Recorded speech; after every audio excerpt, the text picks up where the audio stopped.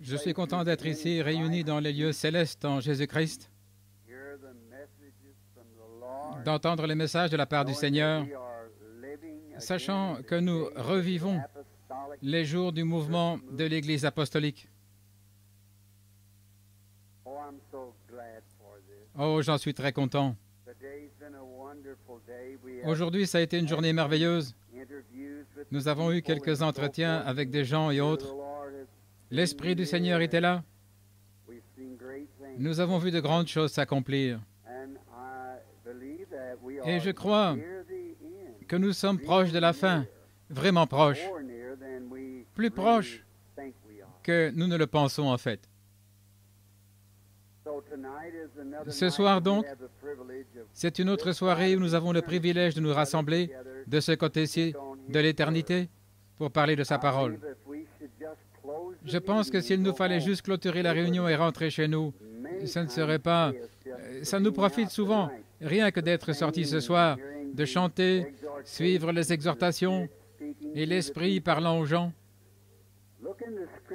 Consultez les Écritures et sondez-les. C'est ainsi que cela avait commencé. C'est ainsi que cela se terminera. Avez-vous déjà remarqué que le royaume des gentils avait commencé avec des parlers en langues inconnues et des interprétations? Le roi Nebuchadnezzar, l'écriture sur la muraille, des langues inconnues et des interprétations. Il se termine de la même manière, l'âge des gentils. Oh, ça serait vraiment agréable. Si nous avions quelques semaines, nous pourrions parler de la prophétie et autres. Je demandais à frère Jack Moore, mon précieux ami aujourd'hui, s'il serait en ordre que j'annonce quelque chose à l'Assemblée ce soir. Il a dit certainement. À partir de dimanche en 8, du 4 au 11, je parlerai à Jeffersonville. Pendant 8 soirées, là, sur les 7 derniers âges de l'Église. Je vais écrire un petit commentaire là-dessus. Le Seigneur semble placer cela sur mon cœur. J'aimerais en parler devant l'Église. Et cela sera enregistré sur bande magnétique, et de là sur bande, et de bande à la machine à écrire, la dactylographie, après ça, ce sera imprimé. Ce qui fera au moins 3 nouveaux livres qui déboucheront donc des visions. Ainsi donc, ce livre sera publié, les 7 derniers âges de l'Église. Je crois que nous sommes dans cet âge-là. J'ai écrit des commentaires là-dessus. Le Seigneur a mis sur mon cœur d'en parler devant l'Église. Et cela passe à des enregistrements, à la dactylographie et la sténo. Je crois que nous sommes dans cet âge-là. Comment suis-je arrivé à écrire cela? Je remontais en arrière chaque fois que le Seigneur me parle, je note cela, et ensuite je l'examine. Je l'apporte aux gens et je leur montre comment ça se passe. J'ai pris une prophétie que j'étais un pasteur d'une église baptiste. Je ne savais même pas qu'une vision représentait. Et ces choses se produisaient, je les qualifiais de tomber en transe. Je ne savais pas que c'était une vision. Et à l'époque, je n'étais qu'un jeune garçon en juin 33. J'étais en route vers l'école de dimanche et au moment de prendre la Bible, une vision est apparue devant moi. Et je me suis arrêté dans la pièce. Et voici ce qui a été dit. Je l'avais noté sur un papier jaune. Ce sera imprimé dans le Herald of Faith. Peu après, car pratiquement tout ça s'est accompli. En 1933, pensez donc à ceci. Il y a de cela beaucoup d'années, environ 28 ans, que cela s'est accompli. Observez combien sa parole est précise. Il a été dit, nous avons maintenant un président, M. Roosevelt, et ce M. Roosevelt entraînera le monde dans une guerre mondiale lors de son mandat en tant que président. Et puis il a été dit, pendant ce temps, il a été permis aux femmes de voter, ce qui sera une malédiction pour la nation. Elles éliront à un moment l'homme qu'il ne faut pas, et elles l'ont fait l'autre jour. Eh bien, pensez-y. Il a été dit, nous irons en guerre contre l'Allemagne, et l'Allemagne sera protégée derrière une forteresse en béton, et nous essuierons un échec cuisant à cet endroit-là, la ligne Maginot. 11 ans avant sa construction. Exactement. Il a été dit, ce nouveau dictateur Mussolini effectuera sa première conquête vers l'Éthiopie et l'Éthiopie tombera à ses pieds. Cela s'est accompli. Il a été dit, ce sera sa fin. Il finira dans la disgrâce. Et j'ai dit, il arrivera, avant le temps de la fin, qu'une grande femme se lèvera aux États-Unis, car les États-Unis s'identifient à une femme. Son chiffre est 13. Elle se lèvera soit pour être présidente, soit, j'avais mis cela entre parenthèses, peut-être que cette femme belle et attrayante sera l'Église catholique, mais elle a un cœur cruel et elle conduira la nation dans la pollution. Et puis il arrivera qu'on aura une auto perfectionnée au point où j'ai vu une famille à bord d'un véhicule avec un toit en verre et sans volant. Et l'autre jour, j'ai vu cela dans le Popular Mechanics, que la machine est déjà inventée. On peut l'amener n'importe où l'on veut par une espèce de radar qui contrôle. Vous vous asseyez tout simplement là et ça avance directement. Vous n'avez même pas besoin de cela et avec un toit en verre. Puis je me suis retourné pour regarder et j'ai vu les États-Unis en fumée. Et quelque chose l'avait consumé. Et là en dessous, j'ai dit, je n'étais plus en transe, mais je prédis. Rappelez-vous ceci, je pense que ceci aussi est enregistré sur bande. Je prédis que ces événements auront lieu donc entre 1933 et 1977. Il nous reste encore 16 ans si ma prédiction tombe juste. Eh bien, il y a eu 7 événements dont l'accomplissement a été annoncé. 5 d'entre eux se sont déjà accomplis. Il en reste 2 qui doivent s'accomplir. Il en sera ainsi. C'est au nom du Seigneur, il en sera ainsi. Oh, il est grand.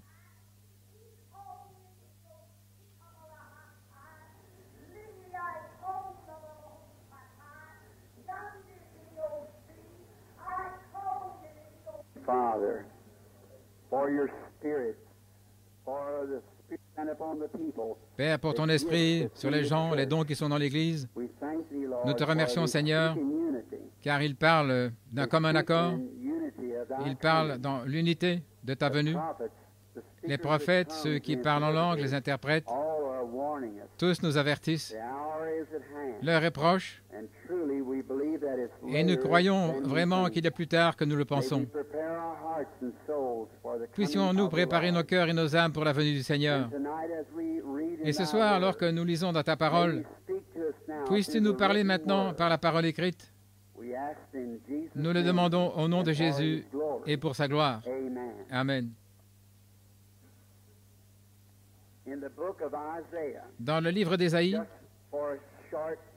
juste pour un court message, afin de ne pas vous garder trop longtemps, j'aimerais m'adresser à ceux dans l'Assemblée qui n'étaient pas ici ce matin. Je sais que beaucoup parmi vous ont eu à travailler.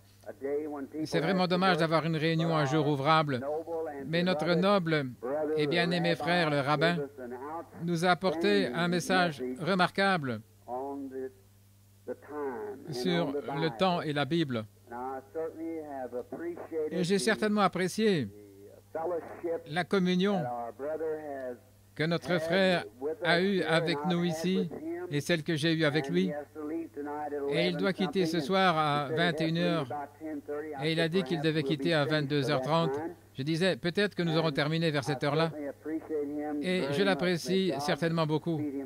Que Dieu lui accorde un bon voyage. C'est ma prière. Beaucoup parmi vous ont suivi une petite prophétie qui a été donnée il n'y a pas longtemps dans cette église par une petite femme baptiste. Elle s'est accomplie hier soir. Je suis donc sûr que l'Église sait de quoi nous parlons. Cette Église ce soir se tient sur l'expérience du mont de la Transfiguration. C'est cela. Prenons Ésaïe, chapitre 1, et lisons les versets 17 et 18, peut-être le verset 16 aussi, alors que nous lisons. Lavez-vous, purifiez-vous, ôtez de devant mes yeux la méchanceté de vos actions. Cessez de faire le mal. Apprenez à faire le bien. Recherchez la justice, protégez l'opprimé. Faites droit à l'orphelin, défendez la veuve. Venez et plaidons, dit l'Éternel. Si vos péchés sont comme le cramoisi, ils deviendront blancs comme la neige. S'ils sont rouges comme la pourpre, ils deviendront blancs comme la laine. Père, bénis ta sainte parole. Nous nous attendons, Seigneur, au Saint-Esprit pour nous révéler ces choses. Parle à chaque cœur selon que nous en avons besoin, Seigneur. Nous supplions, grâce à divers dons et à ta parole, supplions sur les chemins, cherchant à contraindre ces ouvriers de la 11e heure à préparer ta venue. Accorde-le, Seigneur, et aide-moi maintenant et parle. Nous le demandons au nom de Jésus. Amen. Si je devais intituler ce passage, j'aimerais prendre pour sujet « Conférence ». Car en venant, j'ai vu qu'il était mentionné là sur la porte une réunion de communion. Et une réunion de communion, c'est simplement comme un temps où nous communions ensemble. Et alors beaucoup parmi vous se souviennent de ce bien-aimé homme et serviteur de Dieu, avancé en âge du nom de F.F. Bosworth. Il était mon associé et un frère bien-aimé. Il est tout récemment rentré à la maison, à 100 ans pratiquement, à la rencontre du Seigneur. Et il avait toujours eu un grand sens de l'humour. Et quand je le rencontrais et que je lui parlais, il avait toujours un sens d'humour. Et il disait, « Frère Branham, sais-tu ce que c'est fellowship, la communion ?» Je disais, « Je pense que oui, frère Bosworth. » Il disait, « Ce sont deux fellows, deux compagnons dans un ship, dans le même bateau. » Je pense donc que c'est une très bonne expression. Eh bien, sa mort, vous avez appris sa mort, évidemment. Et je suis vite allé en hâte à Miami pour le voir. J'ai franchi précipitamment la porte et il se levait là. Je l'ai vu se lever. Il avait des cheveux blancs, sa petite tête chauve et il a tendu ses petits bras minces vers moi. J'ai couru, je l'ai saisi au cou et je me suis écrié, « Mon père, char d'Israël et sa cavalerie. »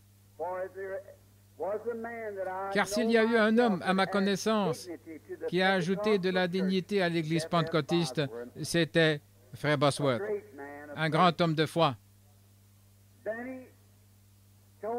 Alors il m'a parlé disant, « Frère Branham, j'ai un message pour toi et je suis très content de ton arrivée ici avant mon départ. » J'ai dit, « Qu'est-ce que c'est ?» Il a dit, « Hâte-toi d'aller dans les champs missionnaires à l'étranger, tout de suite. » Il a dit, « C'est là qu'il y a du succès pour toi dans l'œuvre du Seigneur. » Il a dit, « Va, avant que certains de ces jeunes gens y aient abîmé la voie. » Et j'ai dit, « Frère Bosworth, j'aimerais te poser une question, mon précieux saint frère.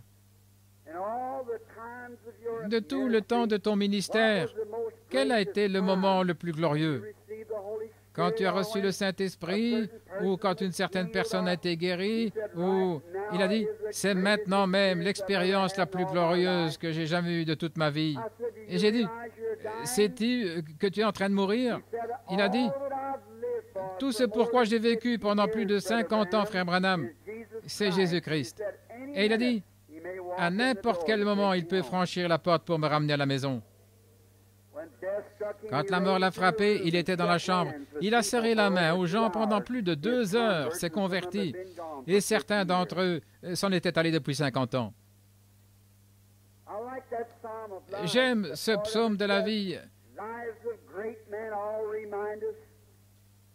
Sa partie qui dit la vie de grands hommes nous rappelle à tous que nous pouvons nous rendre dans notre vie sublime et en partant laisser derrière nous des empreintes de pas sur le sable du temps, des empreintes de pas telles que peut-être un autre pendant qu'il navigue sur cet océan solennel et de la vie, un frère naufragé ou accidenté, en les voyant reprendra courage. J'aime ça. Quand nous nous rassemblons pour discuter ces choses, dernièrement, nous avons entendu trop parler des conférences. Tout ce dont on a entendu parler dernièrement, c'est d'une conférence. On tient une conférence aux Nations Unies, des conférences partout dans le monde. C'est quoi, après tout, une conférence? À quoi sert-elle?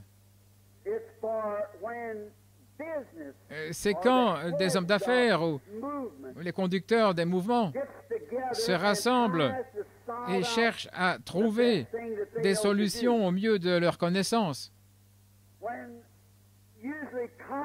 Généralement, une conférence est convoquée en temps de crise.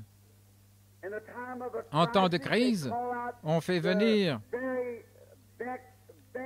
les tout meilleurs intellectuels, des hommes qui semblent connaître mieux, et on les rassemble, des chefs des nations, des chefs d'organisation, des chefs de sociétés commerciales. Quand une crise surgit, on rassemble ces hommes, ils siègent et se servent de ce qu'ils ont de meilleur pour résoudre le problème. Et alors nous voyons que nous en avons eu une lors de la Seconde Guerre mondiale. Je pense qu'elle a été appelée la conférence des quatre grands. Il y a de cela quelques années, moins de 20 ans, on a eu la conférence des quatre grands. Parmi vous, beaucoup, hommes et femmes, peuvent se souvenir de cette conférence. Quand le monde entier connaissait un temps de crise, le monde oriental était aux prises avec le monde occidental. L'Allemagne et les nations nazies et les autres avaient convoqué tous leurs meilleurs cerveaux, les célébrités des nations, les meilleurs, et ils ont siégé. Je me rappelle un ami à moi, un prédicateur, un frère baptiste, un homme très bien, Dr. Pettigrew, à Louisville, dans le Kentucky. Il suivait le compte rendu de cette conférence-là. Et il a dit qu'il avait allumé sa radio, il suivait, depuis la provenance du compte rendu, ce qu'on essayait de décider. Et je pense que c'est ce que nous tous, nous devrions faire. Je pense que, comme les choses en sont à la fin, nous ne devrions pas seulement écouter, mais nous devrions prier. Prier pour les leaders de notre pays. Prier pour les gouvernants, afin que Dieu les dirige. J'ai assisté à l'une d'elles l'autre jour, et alors j'ai constaté qu'il y avait parmi nous 11 personnes assises à une table dans une grande cour fédérale. Et au bout de la table, il y avait un siège vide. J'y ai pris part, et je sais qui était assis là, à en juger par la suite. Mon Seigneur. Oh, je suis si content que la prière change les choses. Alors, lorsque nous étions, Dr. Pettigrew a dit qu'il parcourait le plancher en suivant le compte rendu. Et il a dit que quelqu'un avait frappé à la porte. Et c'était l'un de ces beatniks modernes. Une espèce de gens salopettes avec de longs cheveux et qui vont ça et là, vous savez, et je ne sais pas. Tout ce genre de choses insensées. Et il a dit, j'aimerais que vous m'accompagniez en ville. Je suis un écrivain, j'écris des poèmes. On ne veut pas acheter mes poèmes, a-t-il dit. Et vous êtes un homme influent. Et il a dit, venez m'aider en me recommandant. Et il a dit, mon brave homme, j'écoute la conférence des 4 grands. J'aimerais connaître leur résolution. Et ce Betnik a dit, oh, mes poèmes, mes chansons, je ne sais quoi de moderne, le rock'n'roll et le boogie-woogie, peu importe ce que faisaient les jeunes à l'époque, sont plus importants que ça. Ils ne savaient pas que si ça ne marchait pas là, il n'y aurait plus de nation pour avoir encore du boogie-woogie. Ou je ne sais pas comment on appelle cette chose. Oh, nous devrions nous intéresser à ces choses. Il y a eu une autre conférence, appelée la conférence de Genève. C'est quand on a eu à se rassembler encore avec les nations pour chercher des solutions, ce qui est la meilleure chose à faire. Et il y en a une tout récemment, appelée la conférence de Paris. Et généralement, on choisit un lieu, un bel endroit convenable. Tout récemment, j'étais à Genève, là où on avait tenu cette conférence. Et c'est un lieu où, on dirait, en regardant, on peut voir des choses qui les inspirent. C'est étrange. Quand une personne est sous tension, elle doit avoir quelque chose qui l'inspire. Les poètes gravissent des montagnes pour contempler le lever du soleil. Beaucoup se construisent une cabane quelque part. Les prophètes vivent dans le désert, loin des gens, quelque part, où trouver quelque chose qui les inspire. Alors la conférence de Genève a été tenue à un bel endroit, la conférence de Paris et les autres. Et ces conférences des nations sont très à propos et nous en tenons beaucoup. Et nous connaissons tout à leur sujet. Nous avons lu à propos dans des journaux, nous en entendons parler à la radio et à la télévision et dans d'autres médias que nous avons. Et nous savons à leur sujet. Mais pensons à quelques conférences que Dieu a tenues. Dieu a aussi tenu des conférences. Il dit ici, « Venez et plaidons, dit l'Éternel. Si vos péchés sont comme l'écarlate, ils deviendront blancs comme la laine, rouges comme le cramoisi, ils deviendront blancs comme la neige. Venez et plaidons. » Dieu veut avoir des conférences. Dieu tient des conférences. Dans les conférences du monde, les hommes se réunissent et ils mangent, boivent et se mentent les uns aux autres. Il y a une grande différence quand Dieu tient une conférence. Les hommes se rencontrent, ils jeûnent et prient, ils reçoivent les ordres du ciel et vont de l'avant. Parlons de l'une des conférences de Dieu ou de quelques-unes d'entre elles. La première conférence dont je peux me souvenir que Dieu a tenue, c'était la conférence d'Éden. Dieu a tenu une conférence en Éden. Quand des nouvelles sont parvenues dans la gloire que son fils était perdu, qu'il avait péché, qu'il avait tourné le dos à Dieu, les nouvelles sont parvenues au ciel. Sans doute que beaucoup d'anges voulaient descendre pour voir s'ils pouvaient faire quelque chose à ce sujet. Mais Dieu avait voulu tenir cette conférence-là lui-même. C'était son fils qui était en difficulté. Il ne pouvait pas confier cela à un ange. C'était une conférence importante. Et en ce jour-ci, où les théologiens prêchent et que les gens disent que Jésus n'était qu'un homme, que Jésus était juste un prophète ordinaire, qu'il n'était pas divin, eh bien, cela briserait tout le tableau. Il était plus qu'un prophète, il était Dieu descendu dans la chair pour tenir et faire la réconciliation. Ce n'était pas juste un homme ordinaire ou un prophète, il était le Dieu des prophètes. Il est descendu dans la chair. Et lorsque, assurément que cela montre qu'au commencement, la première conférence que Dieu a tenue avec l'homme, il est venu lui-même. Il n'a pas confié cela à quelqu'un d'autre. Quand Dieu est descendu racheter l'homme, il n'a point confié cela à un prophète. Il est venu lui-même, car il était l'unique qui pouvait faire cela.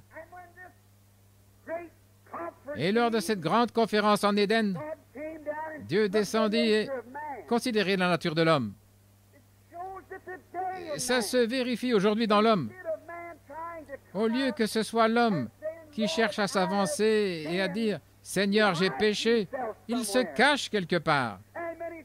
Et souvent, comme Adam l'avait fait, il se confectionne une religion de feuilles de figuier, quelque chose qu'il fabrique lui-même, une espèce de credo qu'il aimerait répéter pour se cacher. Mais juste comme c'était avec Adam, il en sera de même avec tout homme qui s'est confié au credo. Il arrivera un temps où vous vous accrocherez à cela et votre credo et votre religion de feuilles de figuier ne cacheront pas vos péchés. Dieu a fait un chemin préparé. Avant qu'il puisse parler à Adam, il ne pouvait pas lui parler, ce dernier étant nu. Alors il a tué quelque chose a dû mourir, et quelque chose mourut pour servir de couverture, afin que nous puissions tenir cette conférence avec Dieu. Dieu a dû choisir un certain arbre dans le jardin d'Éden, et il a fait venir Adam et Ève. Il leur a jeté ses peaux de brebis ensanglantées, et il a dit « portez-les ». Quelle conférence! Et quand la conférence a eu lieu, des décisions ont été prises. Donc nous qui prenons notre décision, nous devons agir en conséquence. Dieu a tenu la conférence avec Adam et Ève, et une décision a été prise que c'était Dieu. C'était le remède de Dieu. Et cela ne peut jamais changer. Il n'y a aucune église, aucun credo, aucun homme, aucun ange, aucun démon, rien d'autre qui puisse changer cela. Dieu s'est pourvu d'un chemin pour un pécheur afin qu'il se tienne dans sa présence. C'était au travers du sang versé d'un innocent. Et nous sommes tous nés dans le péché, conçus dans l'iniquité, venus au monde en proférant des mensonges. Nous ne pouvons pas nous sauver nous-mêmes par nos credos et autres, pas plus que nous ne pouvons tenir nos languettes et sauter à la lune. Nous sommes perdus. Et il n'y a personne parmi nous qui peut sauver un autre, aucun homme, aucun prophète, aucun prêtre. Il faut Jésus-Christ qui était Dieu dans la chair pour nous sauver.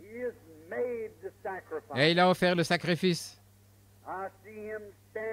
Je le vois debout là, Adam, avec sa grande masse humaine, le reflet même de la santé. Quand j'étais en Grèce il n'y a pas longtemps, j'ai vu un tableau conçu par un esprit non converti, un grand artiste qui avait peint un tableau d'Adam et Ève. C'était un discrédit à l'humanité. Ève avait l'air d'un animal plutôt qu'une dame.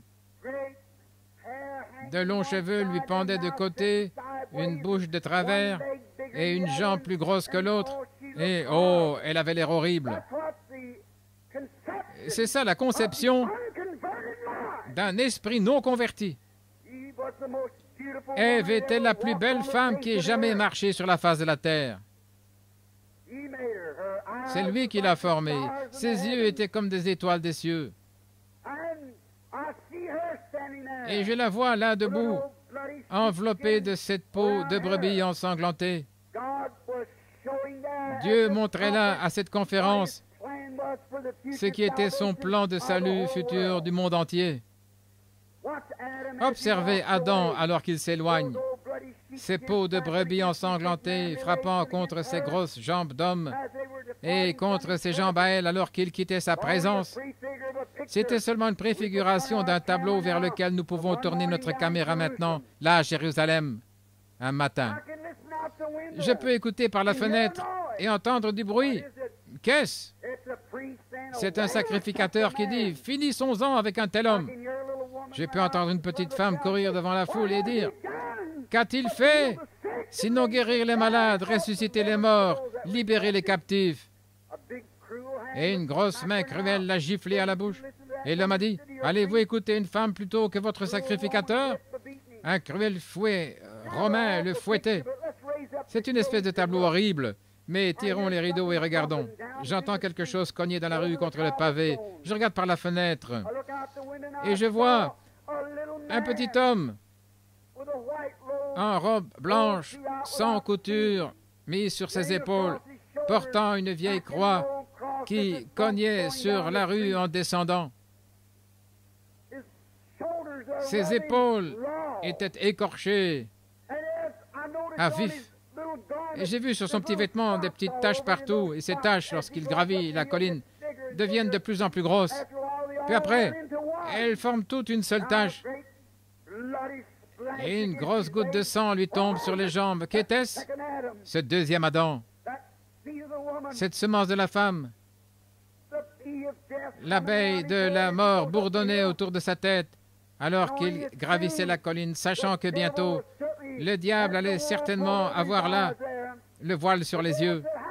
Le diable dit, comment un homme qui prétend être Dieu, comment peut-il l'être? Je l'ai défié de faire un exploit ou l'une de ces supercheries devant moi, de changer le pain ou les pierres en pain, il a manqué de le faire. Comment peut-il se tenir là s'il est un prophète et laisser un soldat romain mettre un lambeau sur son visage, le frapper à la tête avec un bâton et dire « Eh bien, si tu es un prophète, dis-nous qui t'a frappé » et rester calme? C'est un comédien. J'ai avalé le piquet avec mon aiguillon de la mort. Je l'aurai cette fois-ci. Oh, comme il a échoué. Quand ils l'ont pendu à la croix, cette abeille bourdonnait autour de lui. Si jamais une abeille ou un insecte qui a un aiguillon, un dard, pique et enfonce profondément cet aiguillon, quand il se retire, il ne peut plus jamais piquer. Il perd son aiguillon dans la chair. La mort pouvait piquer un pécheur et s'en tirer, mais cette fois-là, elle a laissé son aiguillon dans la chair d'Emmanuel. Et elle a perdu l'aiguillon. Il n'est pas étonnant que saint Paul ait pu dire des années plus tard, alors que l'abeille de la mort bourdonnait autour de lui, « Ô mort, où est ton aiguillon? Ô mort, où est ta victoire? » Mais grâce soit rendue à Dieu qui nous donne la victoire par notre Seigneur Jésus-Christ. La mort a été vaincue. L'abeille peut bourdonner tout autour, l'abeille de la mort peut bourdonner et dire « Je t'ai eu ». Mais nous pouvons pointer là une tombe vide et nous écrier « Grâce soit rendue à Dieu qui nous donne la victoire par notre Seigneur Jésus-Christ ». Cette abeille peut faire du bruit, mais elle ne peut plus vous piquer. Elle n'a plus d'aiguillon. Quand elle a ancré son aiguillon dans la chair d'Emmanuel, la chair de Dieu parmi nous, cela a arraché l'aiguillon de la mort. C'était la pensée de Dieu à sa première conférence. L'homme doit vivre, non pas par lui-même. Il ne doit pas venir avec sa propre théorie élaborée par des hommes. Il a condamné cela. Il n'est pas venu avec un credo élaboré par un homme. Il devait suivre la voie à laquelle Dieu avait pourvu. La conférence était terminée, c'était tout, c'était fini. L'homme doit venir par le sacrifice. Parlons d'une autre conférence juste un instant. Il y a une autre conférence. Nous pourrions nous en souvenir de plusieurs, mais je vais juste en aborder 2 ou 3 pendant quelques instants. Souvenons-nous de la conférence au buisson ardent. Il y a une fois la conférence au buisson ardent. Le peuple de Dieu avait été amené en Égypte, et là nous savons comment Joseph avait été vendu, un type parfait de Christ, et comment nous l'avons vu congédier tous les gens des nations tout autour de lui pour se faire connaître à ses frères. Un très beau tableau du jour dans lequel nous vivons, où l'Évangile retourne de nouveau à Israël. Jésus se fera connaître aux Juifs en l'absence des gentils. Alors nous voyons, après 400 ans de servitude, les Égyptiens s'étaient levés là et il y avait eu un pharaon qui ne connaissait pas Joseph. Et finalement, on est arrivé à leur faire des travaux très durs. Oh, comme les Égyptiens avaient fait d'eux des esclaves. Ils les battaient, les traînaient comme du bétail. Dieu ordonna qu'un prophète soit suscité. Ce prophète avait fui. Il avait épousé une belle fille éthiopienne Il avait eu un fils, Gershom. Il était bien satisfait d'hériter de beaucoup d'argent de son père, Jéthro, ou plutôt de son beau-père, Jéthro. Alors il gardait ses troupeaux dans le désert, quand tout à coup, les cris du peuple de Dieu montèrent devant lui. Quelque chose devait être fait. Dieu s'en était souvenu. Je suis si content qu'il se souvienne. Il s'était souvenu de son alliance. Il s'était souvenu d'Éden. Il s'était souvenu d'Abraham. Il se souvient de chaque parole qu'il a promise, de tout ce qu'il a jamais dit. Il est le Dieu infini. Infini. Il s'est souvenu de tout cela. Il s'est souvenu qu'il avait fait sa promesse. Il n'y a qu'une seule chose que Dieu fait, c'est garder sa parole. Et pour garder sa parole, il avait prédestiné un prophète. Mais ce prophète était un fugitif dans le désert. Il était un fugitif. Il était allé dans le désert. Il s'y était installé. Mais quand Dieu ordonne à un homme de faire quelque chose, peu importe que ce dernier fuit. Dieu a ordonné qu'il y ait une église dans les derniers jours. Des démons peuvent se lever, des mauvais esprits, des hypocrites. Mais Dieu aura cette église-là, car il a dit qu'elle serait là. Il le fera. Il n'y a rien. De ces pierres, Dieu est capable de susciter des enfants à Abraham. Et alors, quand il a trouvé ce fugitif, ce prophète Moïse, là, vraiment très satisfait, avec une belle femme et une famille, et sur le point de devenir riche, pour ce cœur de juif, c'était assez suffisant pour lui. Le fardeau l'avait quitté. En effet, il avait échoué avec sa théologie et son intellectualisme de délivrer les enfants d'Israël. Mais Dieu avait ordonné qu'il devait le faire, et tout ce que Dieu ordonne s'accomplira. Dieu va avoir une église, il va avoir un peuple, il va avoir quelqu'un qui croira à ses dons, il va avoir ceux qui parleront en langue, ceux qui interpréteront, il va avoir des prophètes, il va faire cela, car il a dit qu'il le ferait. Dieu aura la guérison et le salut. Le Saint-Esprit descendra. De ces pierres, il est capable de susciter des enfants à Abraham. Nous, les baptistes, méthodistes, presbytériens, nous pouvons rejeter cela autant que nous le voulons. Mais Dieu aura cette Église-là aussi certainement que sa parole l'a dit. Il l'aura. Il se souvient de chaque parole qu'il a prononcée. Et cela s'accomplira en son temps. Moïse était là, satisfait, prêt à s'établir là. Mais Dieu s'est dit, je dois tenir une conférence avec ce prophète-là. Il a donc choisi un certain endroit. Représentons-nous que c'était là, au-dessous d'un buisson, au sommet d'une montagne. Dieu est descendu des cieux et a embrasé ce buisson-là. Et il a fait venir Moïse à une conférence. Moïse, dans sa faiblesse, s'est mis à plaider. Mais quand il a vu la gloire de Dieu, il était prêt à partir. Parfois, quand le peuple de Dieu est appelé dans une conférence avec Dieu, là où il rencontre Dieu, vous savez, vous avez cela dans votre maison quand l'enfant, au point que le médecin s'avance et dit, il n'y a aucune chance pour lui de vivre. Votre pasteur dit, la guérison divine n'existe pas. Oh, cela n'arrête pas la chose. Vous êtes prêt pour une conférence. Vous êtes une personne différente lorsque vous parlez à Dieu. Lorsque vous avez un jeune homme ou une jeune fille qui n'en font qu'à leur tête et que vous parvenez à prier jusqu'à faire entrer Dieu en scène, là, il vous rencontrera dans la chambre à coucher, là, dehors ou en gare, là, dans la basse-cour, où que ce soit. Quand vous tenez ce genre de conférence avec Dieu, vous êtes changé. Quelque chose se passe. Et les gens qui tiennent ce genre de conférence avec Dieu et qui rencontrent Dieu, ils agissent de façon insensée aux yeux du monde après cela. Regardez quel tableau insensé cela paraissait pour Moïse. Il y avait une grande armée là en Égypte. C'est comme la Russie aujourd'hui. L'Égypte avait conquis le monde entier. Et voici un vieil homme de 80 ans. Des favoris lui pendaient jusqu'à la ceinture, des cheveux grisonnants lui tombaient dans le dos à 80 ans. Le lendemain matin, il avait sa femme assise à califourchon sur le mulet et portant un enfant dans les bras comme cela. Muni d'un vieux bâton tordu en main, il descendait louant Dieu de toutes ses forces. On lui demande, « Moïse, où vas-tu? » « Je descends faire l'invasion de l'Égypte. » Comme c'est insensé. Combien cela paraissait insensé à un cœur inconverti. Mais Dieu l'avait commissionné à faire cela. Peu importe combien cela paraissait insensé, Dieu allait l'accomplir de toute façon. C'est pareil avec l'homme ou la femme pentecôtiste.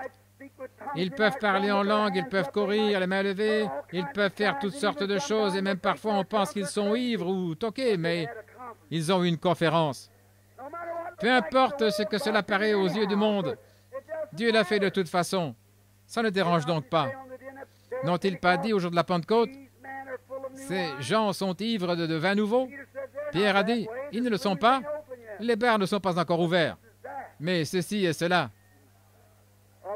Eh bien, frère, j'ai souvent fait cette déclaration.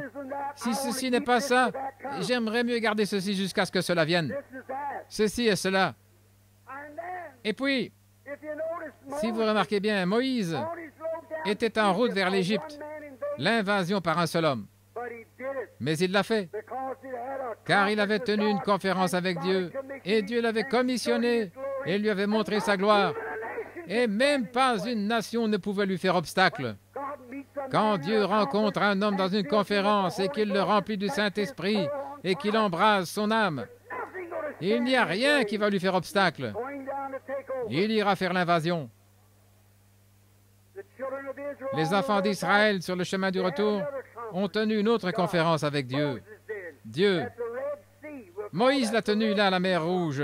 Nous l'appelons la conférence de la mer Rouge. C'est quand il y a eu des troubles en plein exercice du devoir. Et écoutez, vous chrétiens, c'est là que vous commettez votre erreur fatale. C'est là qu'Israël a commis son erreur fatale. Quand ils ont réclamé une loi pour servir Dieu. Dans Exode 19, après que la grâce eut pourvu à un sauveur, Moïse, un prophète, elle avait déjà pourvu un agneau. Elle avait déjà pourvu une alliance. Elle avait déjà pourvu à toutes ces choses. Et cependant, ils voulaient quelque chose à faire d'eux-mêmes. Ils voulaient une théologie. Et c'est ça le problème aujourd'hui. Si nous avions laissé la Pentecôte telle qu'elle était au début, mais il nous fallait faire quelque chose pour discuter. Il nous fallait être des unitaires, bénitaires, trinitaires, l'Église de Dieu. Oh là là! Tous ces cavaliers sur des chameaux à une bosse, 2 bosses, à 3 bosses et autres. Qu'est-ce que ça change? Le nombre de bosses qu'a un chameau autant que nous le chevauchons. Qu'est-ce que ça change? Que vous soyez à bord d'une Ford ou d'une Chevrolet, continuez simplement d'avancer. Mais il nous fallait avoir une dénomination, il nous fallait avoir un exode, vous savez, il nous fallait avoir un chapitre 20 d'Exode, je pense. C'est là qu'ils ont une loi. Il nous fallait avoir quelque chose que nous pouvions faire pour montrer que nous étions docteurs en philosophie, en droit, un tel, faire en sorte qu'il paraisse comme le reste du monde. C'est comme Israël avait encore commis une erreur fatale en rejetant Samuel le prophète, en voulant Saül le roi. Samuel les avait fait venir et leur a demandé, « Vous ai-je déjà pris de votre argent? Vous ai-je déjà dit quelque chose au nom de l'Éternel que Dieu n'ait pas soutenu? » Ils ne pouvaient pas dire un mot. Ils ont dit, « Certes, tu n'as pas pris notre nourriture, notre argent, tout ce que tu nous as dit était vrai. Mais néanmoins, nous voulons un roi. Nous voulons être comme le reste du monde, comme les nations des païens. Ils l'ont eu. Et c'est ce que nous faisons. Nous ne pouvons pas laisser la bénédiction tranquille telle qu'elle est. Nous devons dire, eh bien, nous sommes membres de telle église, nous sommes membres de telle église, agir comme les autres. La Pentecôte n'est pas une organisation, elle ne peut pas non plus être organisée. La Pentecôte est une expérience pour quiconque veut qu'il vienne boire des eaux du Seigneur. C'est une expérience. C'est le Saint-Esprit vivant dans les méthodistes, baptistes, juifs et tout, prosélytes, catholiques, et que sais-je encore. C'est une expérience que nous avons lorsque nous tenons une conférence avec Dieu. Parlez-en avec lui. Ils en sont donc arrivés en plein exercice du devoir à buter à la mer Rouge qui leur barrait le chemin. Généralement, lorsque vous tenez une conférence avec Dieu et que vous vous mettez à faire quelque chose, le diable bloque cela. Il vous rendra tellement malade que vous ne pourrez pas vous lever. Il amènera chaque voisin à parler de vous et à vous traiter de saint exalté. Il fera quelque chose à ce sujet et vous dira que vous allez là pour devenir démodé, vous laisser pousser vos cheveux, vous allez devenir vieux jeu, un vieux numéro. Les jeunes filles avec lesquelles vous jouiez au bridge autrefois penseront que vous n'êtes plus aussi jolie qu'avant. Et qu'est-ce que ça change? Si vous tenez une conférence avec Dieu, vous arrêterez de jouer au bridge de toute façon. C'est vrai, c'est vrai. Mais nous voyons que nous voulons être comme les autres. Nous voulons agir comme les voisins, les Jones. Nous faisons la compétition, on peint les marches en rouge, observez les voisins peindre les leurs en rouge. Vous achetez une Chevrolet et vous la vantez, observez le voisin se débarrasser très vite de sa Ford. Il doit simplement agir comme vous, voyez-vous.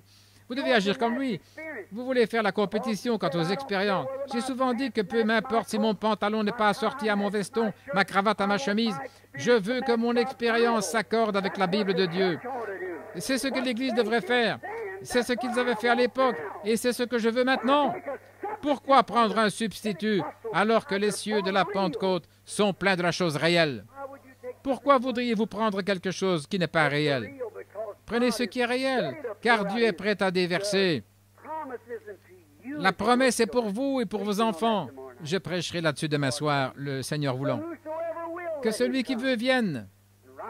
Et en plein dans la ligne du devoir, vous buterez un obstacle. Oh, je pense que toute la nature avait bien frémi. Eh bien, regardez quel spectacle. Moïse était là avec Israël dans la ligne du devoir, avec une colonne de feu qui les conduisait. Et elle les avait conduits là en plein dans un piège. Dieu aime amener son peuple dans des pièges pour voir ce qu'ils feront. Chaque fils qui vient à Dieu doit premièrement être éprouvé et châtié. Il les amène là. Il vous amène ici. Il vous laisse tirailler entre deux opinions. Eh bien, cela peut-il être de la télépathie mentale? Est-ce possible? Voyez-vous, il vous place dans un piège pour voir quel genre de décision vous allez prendre. C'est vrai. Sondez les Écritures. Jésus a dit, ce sont elles qui témoignent de moi. C'est vrai. Eh bien, Dieu laisse cela arriver. Eh bien, il a amené Israël droit au piège. Les montagnes et les déserts de part et d'autre, l'armée de Pharaon à leurs trousses, des milliers de chars et des lances, face à un groupe d'humbles, petits et pauvres esclaves non armés, sans rien descendant vers la mer morte, ou plutôt la mer Rouge, jusque sur ses rivages. Et voici la poussière des chars se lever. Et il y avait des montagnes de part et d'autre. Pas d'issue. On dirait que Dieu était un piètre militaire pour vous avoir laissé son peuple sans retraite. C'est ce qu'il fait parfois. Il laisse le médecin s'en aller en disant « Vous n'allez pas vivre, vous allez mourir, ce cancer va vous tuer, vous n'allez jamais sortir de ce fauteuil. » On dirait qu'il vous abandonne sans retraite. Mais il est votre retraite. Retournez dans ses bras. Dieu, il est mon refuge. Il est ma tour forte. Le nom de l'Éternel est une tour forte. Le juste s'y réfugie et se trouve en sûreté.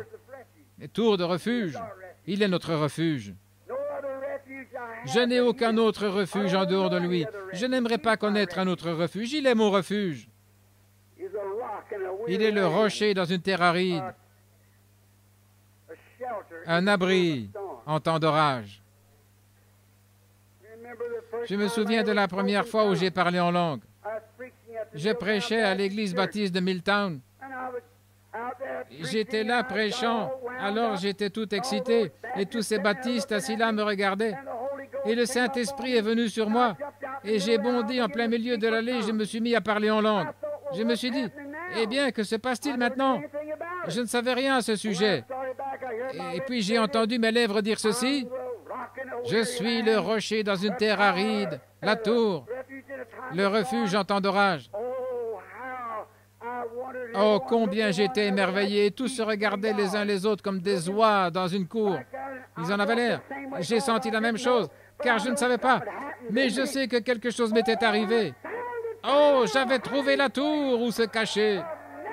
Depuis lors, je n'ai jamais désiré autre chose que ce lieu-là. Ce lieu béni où me cacher.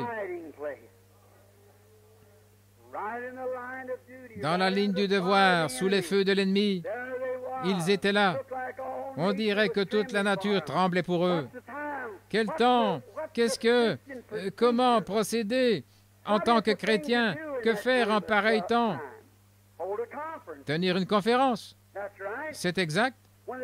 Quand l'Église en arrive au point où celui-ci fait telle chose, celui-là telle autre chose, tous en dessus-dessous, ne quittez pas l'Église. Tenez une conférence. Ayez une réunion de prière quelque part. Moïse a choisi un lieu. Je dirais, représentons-nous que c'était juste derrière ce rocher-là. Il est allé là, il a dit, « Éternel Dieu », quelque chose comme ceci, « Éternel Dieu, grand Jéhovah, toi qui m'as rencontré au buisson ardent, cette expérience ne m'a jamais quitté. Et j'ai fait tout ce que tu m'as ordonné. Je suis dans l'exercice du devoir. J'ai amené ce peuple ici comme tu l'as ordonné. Et la colonne de feu est suspendue là. L'armée de Pharaon est là. Il y a des montagnes et la mer morte. Mais que dois-je faire, Éternel? Dois-je me livrer à Pharaon? Que dois-je faire? Je veux que toi, je peux voir des anges commencer à prendre place sur chaque rocher tout autour. Oh, quelle conférence! Peu après, l'Esprit du Seigneur, je peux voir cette colonne de feu se déplacer. Qu'était-ce? Il y avait une décision à prendre. Qu'allons-nous faire? Céder, retourner, essayer encore, retourner dans les dénominations et dans le monde? Absolument pas. Il a dit, lève-toi! Dieu ne recule jamais. Il ne renvoie jamais son peuple à ce que Moody avait dit, ou Sankey, ou Finney. Allez de l'avant! Amen. Le problème aujourd'hui, c'est que la science va découvrir Dieu avant nous. Ils font des recherches dans leur domaine. Ils ont des détecteurs de mensonges et autres. Ils peuvent prouver qu'une puissance existe. Vous avez vu ça l'autre jour. C'était dans le Reader's Digest, je pense, là où ils avaient pris le guérisseur. C'était en Angleterre. Ils ont ouvert les églises à ce qu'ils appelaient des guérisseurs. Et environ 80% de gens avaient été guéris plus par cela que par la médecine en Angleterre. Était-ce le Newsweek, Gene, ou qu'est-ce que c'était? Reader's Digest. D'accord. Ils ont examiné le guérisseur pour voir s'il émanait de lui quelque chose. On a placé sa main sur le rayon X. On lui a demandé de prier. On a placé une feuille de plomb ou voir si c'était juste sa main ou s'il y avait une puissance. Voyons ce que Sankey avait dit à propos, ce que Moody avait dit, ce que Knox, Calvin ou quelqu'un d'autre avait dit à ce sujet. C'est en ordre. Ils étaient le peuple de Dieu à cette époque-là. Mais nous avançons. La science peut seulement aller. Si vous dites à cette montagne de se déplacer et que vous ne doutez pas dans votre cœur, mais que vous croyez que ce que vous avez dit arrivera, vous pourrez recevoir ce que vous avez dit. Quoi que ce soit, que cela soit. Des ressources inexploitées. Un homme a dit il n'y a pas longtemps, il a dit « Je n'aimerais pas déranger Dieu. Vous savez, je sais qu'il est trop occupé. » C'est du non-sens. Je ne voudrais pas. Eh bien, vous ne pouvez pas épuiser les bénédictions de sa bonté. Pouvez-vous vous représenter un petit poisson d'à peu près 2 cm là en plein océan Pacifique et dire « Je ferais mieux de boire cette eau avec parcimonie, car je risque d'en être à court. » Pouvez-vous vous représenter une petite souris d'à peu près cette taille dans les grands greniers d'Égypte dire « Je ferais mieux de manger, de réduire ma ration, juste 2 grains par jour. Je risque d'être à court avant la nouvelle récolte. » C'est ridicule. Eh bien, c'est 2 fois plus ridicule que ça, 1000 fois plus, de penser que vous pourrez épuiser les miséricordes du Dieu miséricordieux. Eh bien, il cherche à frayer son chemin par force. Demandez beaucoup afin que votre joie soit parfaite. Il n'y a aucun moyen de l'épuiser. Comme une pompe. Plus vous pompez, plus l'eau devient fraîche. Oh, j'aime ça. Continuez simplement à pomper. Vivons là au goulot où la gloire jaillit. J'aime ça. Alors Moïse a crié à l'Éternel et l'Éternel a dit « Lève-toi et avance !» Et quand Moïse est avancé droit et qu'il a mis son pied dans l'eau, alors la mer Rouge s'est ouverte. En se retirant, Israël a traversé vers une grande victoire. Ils avaient une conférence. C'est ainsi qu'il nous faut toujours nous y prendre, tenir des conférences. Et il me parler d'une autre très vite. Il y a eu beaucoup dont nous pourrions parler, mais n'en mettons absolument pas celle-ci. Il y a eu une fois une conférence de Gethsémané. Quand cela devait avoir lieu, après qu'une vie victorieuse eut vaincu la maladie, vaincu tout dans le monde, il arriva à Gethsémané et le Père devait vérifier pour voir s'il tenait vraiment à aller jusqu'au bout ou pas. Quand il a amené ses disciples, ils se sont tous endormis. Ils s'étaient couchés et ils s'étaient endormis. Mais Jésus est allé un peu plus loin. C'est ce qu'il fait toujours. Vous parcourez juste une partie du chemin et vous le voyez aller un peu plus loin tout le chemin. Il est devant vous tout le temps, frayant la voie. Il est allé juste un peu plus loin et quand il est arrivé là, il s'est agenouillé à côté d'une pierre. Représentons-nous cela. Je peux voir Gabriel descendre, sa grande épée à son côté. Je peux voir Absinthe. Je peux voir d'autres grands anges éclairant les rochers tout autour. Qu'était-ce? Une table de conférence était dressée. Alors ce Saint-Esprit de Dieu que nous voyons dans le tableau de Gethsémane, cette lumière-là, en fait Dieu est lumière, El Elohim, celui qui existe par lui-même. Quand il est descendu dans sa présence, veux-tu aller jusqu'au bout de ceci, fils? Les anges écoutaient. Quelle en sera l'issue? Le monde entier repose sur ton épaule. Veux-tu payer le prix? Ou que veux-tu faire? Tu peux t'en tirer maintenant, même sans la mort. Le calvaire est là devant toi. Là, on te crachera au visage et on t'amènera au calvaire, toutes ces choses. Tu mourras agonisant avec une couronne d'épines sur la tête et ton sang coulera. Es-tu disposé? Est-ce que tu le veux? Voyons quelle conférence. Quelle serait la réaction? Tous les anges étaient là, se demandant ce qui se passait alors. La décision a été prise. Qu'est-ce que c'est? Pas ma volonté, mais que ta volonté soit faite. Oh, les anges ont déversé leur bénédiction et se sont mis à le servir alors, le préparant pour cette heure grave. Une conférence avait été tenue, une décision avait été prise. Je suis si content de cette décision. Que peuvent mes petites décisions insignifiantes si je vais le servir ou pas? Amis pécheurs, quelle sera votre décision ce soir, alors que Dieu est en train de frapper à votre cœur quand une telle décision doit être prise par vous? Quelle est votre réaction à sa demande? Venez à moi, vous tous qui êtes fatigués et chargés, je vous donnerai du repos. Quelle serait votre réaction à cette décision? Quelle serait votre réaction? Dieu a avec vous maintenant même une conférence. Qu'en est-il de vous, hommes ou femmes malades? Dieu tient une conférence avec vous. Me recevrez-vous? Croirez-vous ma parole? Vous me voyez avec puissance et en action. Vous m'entendez parler à travers ces lèvres des hommes et des femmes mortels qui m'ont abandonné leur vie et j'ai promis que, moi, quand je serai élevé, je donnerai des dons aux hommes. Il l'a promis, vous voyez ma parole être accomplie. Si je tiens cela, je tiens toute ma parole. Une conférence est en train de se tenir maintenant même. Il la tient avec vous. Vous devez prendre une décision. Dieu attend votre réaction. Je te servirai, Seigneur. J'ai besoin du Saint-Esprit. Sinon, je ne l'aurai pas. Je l'emporterai. Je crois que tu m'as guéri, Seigneur. Dieu attend d'entendre votre décision. C'est vous qui devez la prendre. Il a déjà pris la sienne. Il a prouvé avoir pris la sienne. Maintenant, vous devez prendre la vôtre. Je dois prendre la mienne. Cette Église doit prendre la sienne. Nous devons tous prendre nos décisions. Qu'allez-vous faire à ce sujet? Gethsémane.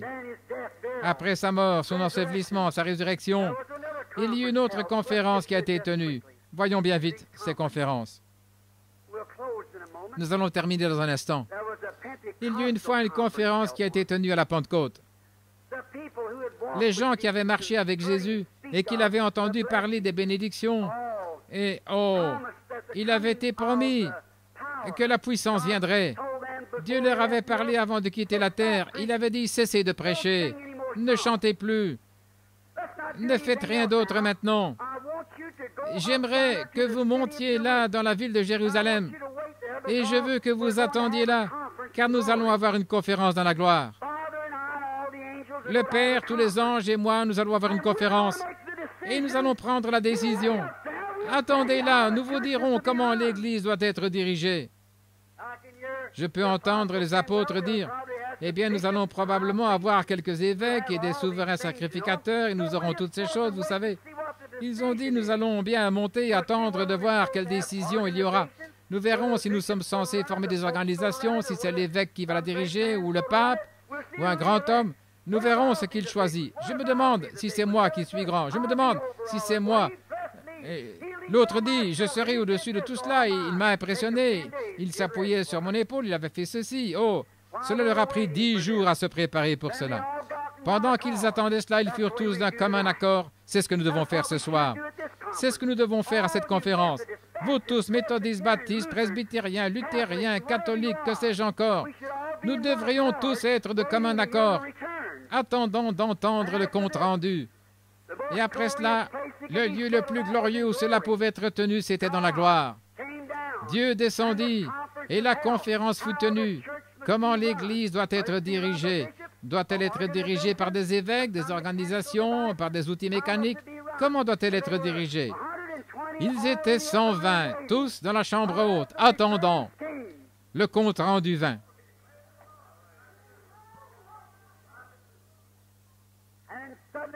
Et tout à coup, un prêtre remonta la route, le col retourné. Faites sortir votre langue et recevez la Sainte Eucharistie. Cela a l'air insensé. Oh non, c'est faux. L'évêque descendit et dit, eh bien, attendez une minute, nous ne pouvons pas supporter ce genre de choses. Non, non. Mais tout à coup, il vint du ciel un bruit comme celui d'un vent impétueux. Non pas qu'un pasteur dit, donnez-moi la main d'association, nous allons vous mettre à l'épreuve pendant 6 mois. Absolument pas. Il y eut un bruit, pas d'un séminaire, mais du ciel, comme un vent impétueux, et il remplit toute la maison où ils étaient assis. Et cette grande colonne de feu qui avait conduit les enfants d'Israël, l'ancien d'Israël, elle s'est divisée en Israël. Des langues de feu se posèrent sur chacun d'eux, Dieu se divisant dans son Église.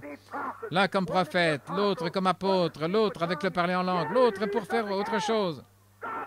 Dieu se divisant. Un seul Dieu qui avait travaillé dans 3 offices. Un seul Dieu appelé la dispensation du Père.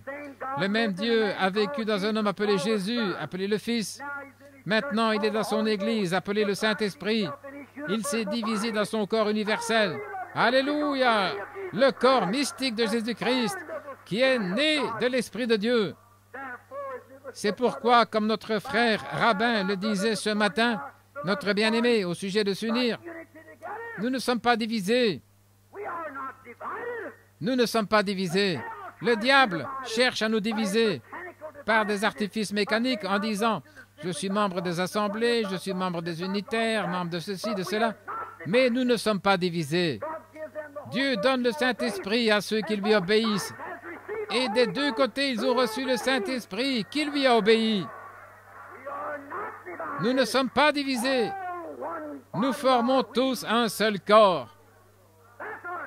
C'est le but de notre conférence. Nous ne sommes pas divisés.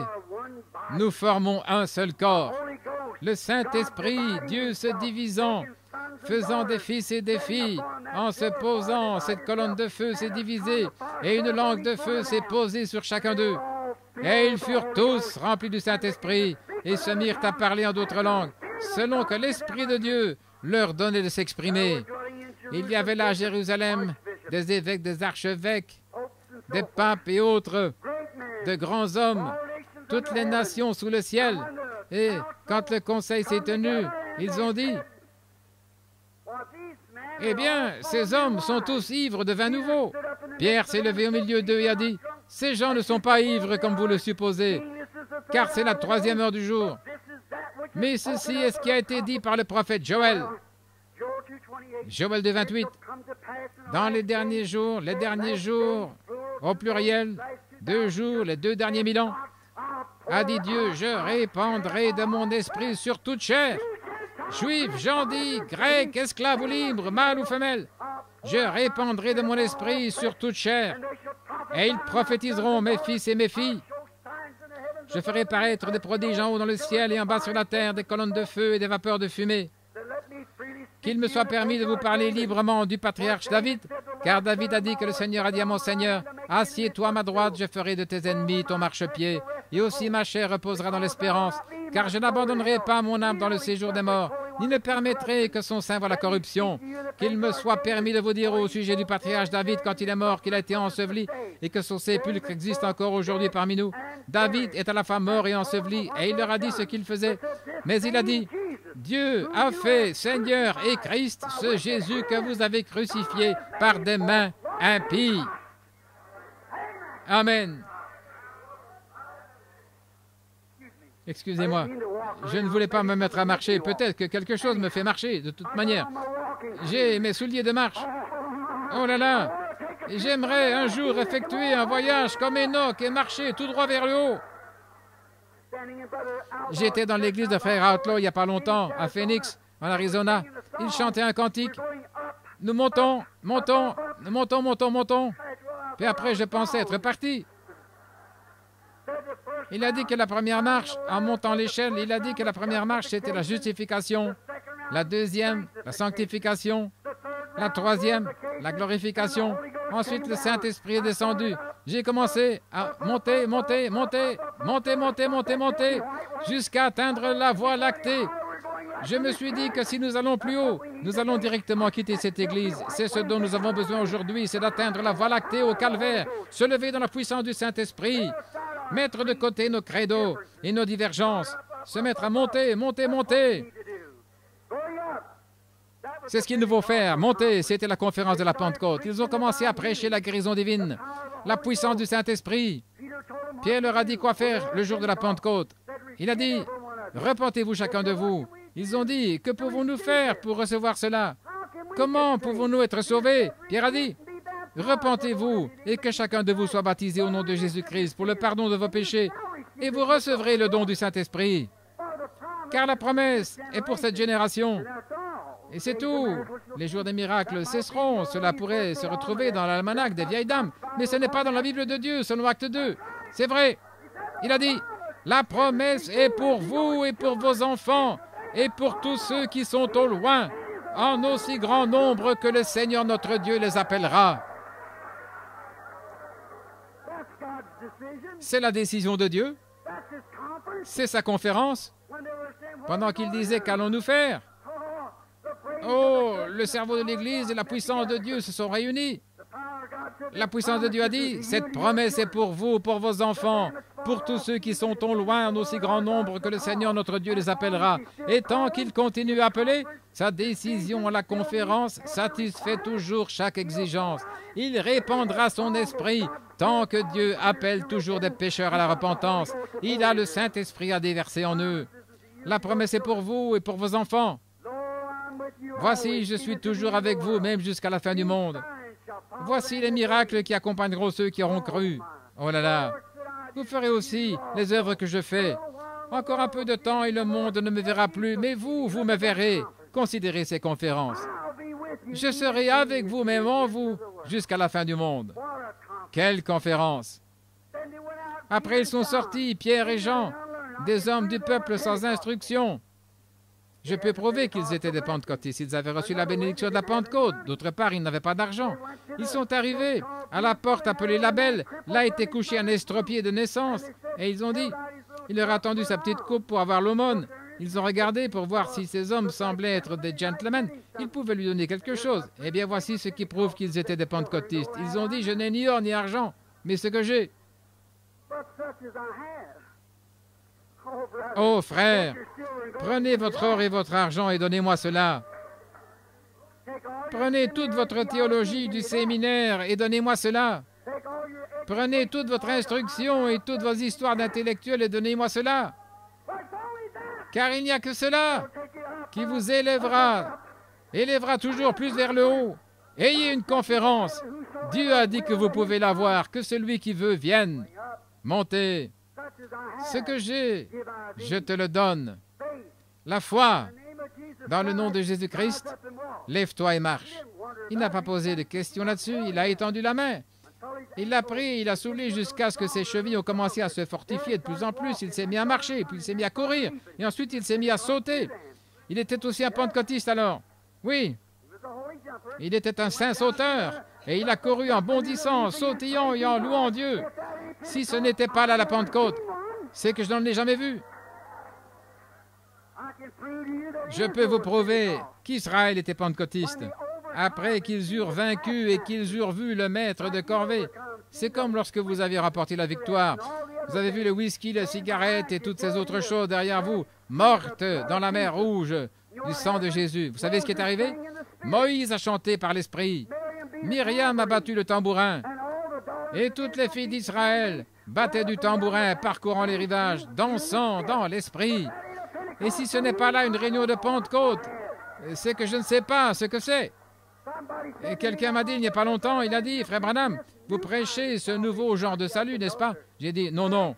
Il a dit, n'avez-vous pas un peu de ce nouveau salut? J'ai dit, non, j'ai un nouveau cas d'un vieux salut. C'est exact. J'ai dit, c'est le plus ancien qui existe.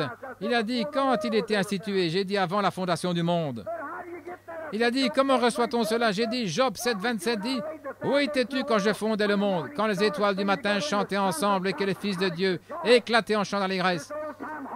Eh bien, cette religion de l'ancien temps qui touche le cœur au ciel bleu, qui tue le péché avec des cris, eh bien, oh là là, c'est plus ancien que la Bible, c'est plus ancien que les collines, c'est plus ancien que la terre. Ce n'est pas nouveau, c'est quelque chose d'ancien. C'est juste un nouveau cas. Ne soyez pas inoculés contre cela, mais venez-y.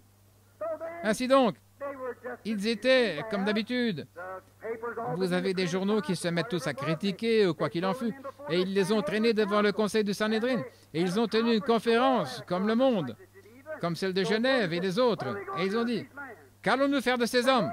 Ils ont dit, ils peuvent aller prêcher, mais ne mentionnez pas le nom de Jésus. Ne prêchez plus en ce nom-là. Ils les ont battus, ils les ont menacés, ils ont dit, si jamais nous vous entendons mentionner encore Jésus, nous allons vous faire quelque chose d'horrible. Pierre et Jean sont sortis de la prison ce matin-là de la conférence. Ils sont allés et ont dit, vous savez quoi? Je pense que nous ferions mieux de convoquer une conférence.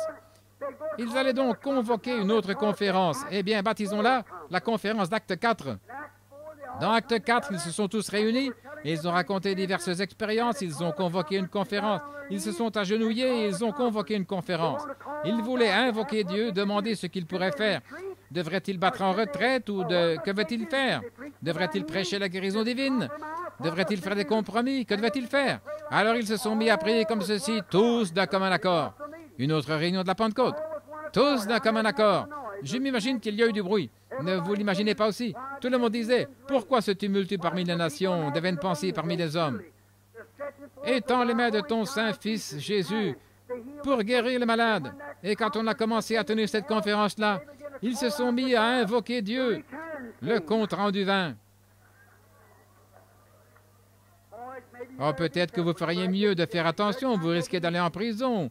Vous feriez mieux d'y aller prudemment. Vous savez ce que l'Esprit dit à ce missionnaire-là il y a quelque temps? Il n'y a pas à s'y prendre prudemment. Dois-je être ramené à la maison au ciel avec aisance pendant que d'autres ont combattu pour gagner le prix et ont navigué sur des mers de sang? Pourquoi nous attendons-nous à être ramenés au ciel dans un panier de fleurs? Laissez-moi combattre, laissez-moi montrer les cicatrices. C'est comme un article ou un petit livre de poèmes que je lisais. On raconte que César passait à bord d'un grand char et il voulait qu'un de ses soldats, un soldat honorable, chevauche à ses côtés dans les rues lors de ce grand jubilé. Tous les guerriers ont orné leurs plumes, mastiqué leurs boucliers et leurs casques, s'apprêtant à passer à côté de César, les passant en revue pour voir qui il avait choisi pour chevaucher à ses côtés lors de cette grande parade. Et il est dit que tous ces guerriers marchaient parfaitement droit, puis s'arrêtaient pour leur salut. César les a vus tous passer. On dit qu'après, un petit soldat infirme au visage tout couvert de cicatrices est passé. Il se sentait honteux, la tête un peu baissée, il s'éloignait. Alors César a dit, une minute là, reviens ici. Et le petit soldat s'est avancé, il s'est prosterné sur les genoux, il a dit, oui, grand empereur. Il a dit, où as-tu ces cicatrices? Comment es-tu tout couvert de cicatrices? Il a dit, je les ai eues sur le champ de bataille en combattant pour mon empereur. Il a dit, monte ici à mes côtés. C'est toi qui mérites la chevaucher. Peu m'importe que je sois docteur en théologie, en philosophie, je veux avoir des cicatrices pour montrer que j'ai été au combat. C'est ce que les chrétiens devraient faire. Ne choisissez pas les choses fleuries et faciles. Je suivrai la voie avec les quelques méprisés du Seigneur. J'ai commencé avec Jésus, au Seigneur, amène-moi jusqu'au bout. Presque 30 ans dans le champ de travail maintenant. Trop avancé pour reculer.